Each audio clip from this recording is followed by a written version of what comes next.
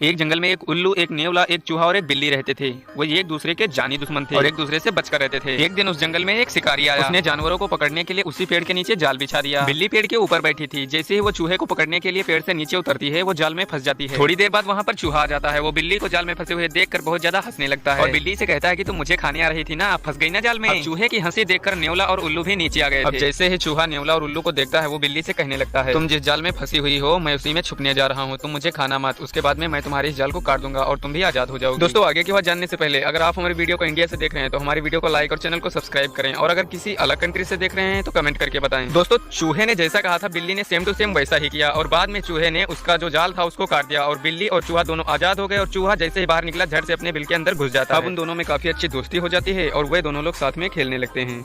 बरगद के एक पेड़ पर कौवों का एक जोड़ा रहता था और उसी बरगद के पेड़ के नीचे एक बिल बनी हुई थी जिसमें एक कोबरा सांप रहने आ जाता है। कोबरा सांप को देखकर जो कौवों का जोड़ा था, कौवा और उसकी पत्नी, वे दोनों काफी घबरा जाते हैं। अब धीरे धीरे दिन बीते और कुछ दिनों बाद मादा कौवा ने कुछ अंडे दिए जिनमें से छोटे छोटे बच्चे निकले। वे बच्चे दिन भर कांव कांव करते रहते थे। एक दिन वही कौवों का जोड़ा यानी कि पति और पत्नी दोनों अपने बच्चों के लिए भोजन लेने गए थे। तभी वह सांप जो कि उसी पेड़ के नीचे बिल में रहा करता था, वह आराम से चुपके से पेड़ पर चढ़ आता है और उन दोनों बच्चों को खाकर चुपके से फिर चला जाता है और अपनी बिल में घुस जाता है। अब जैसे ही कौवा और उसकी पत्नी आते हैं, वे देखते हैं कि उसके बच्चे उसके घर में नहीं हैं, तो वे रोने लगते हैं। उसकी जो पत्नी थी वह काफी ज्यादा रोने लगती है। तभी उसका पति उसको दिलासा देता है कि अब दोबारा ऐसा नहीं होगा। मुझे पता है कि हमारे बच्चों को इस सांप ने ही खाया है, मैं इसे मजा चखा कर ही मानूंगा। कौवा कुछ सोचने लगता है और सोचते सोचते आगे बढ़ता जा रहा था। तभी वह देखता है कि महारानी नदी के किनारे स्नान करने आई हुई थी और उनके जो मोतियों का हार था उसको उन्होंने बाहर ही रखा था। कौवा सीधे उन मोतियों के हार को उठाता है और सीधे अपने पेड़ की तरफ चल देता है। सिपाही लोग जो खड़े थे, जो सेवक लोग खड़े थे,